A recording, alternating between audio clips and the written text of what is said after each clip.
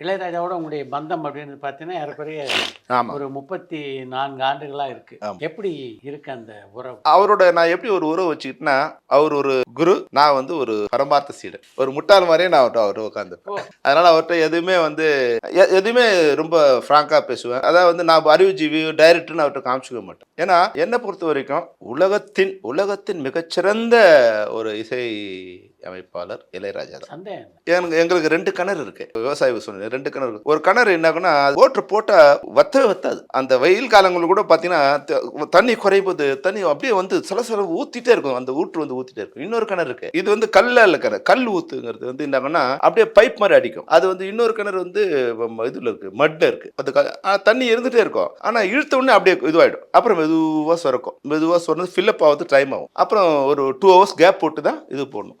இளையராஜாங்கிறவர் வந்து எப்படின்னா, அந்த கல் ஊத்து மாரி. அத இறக்கவே முடியாது.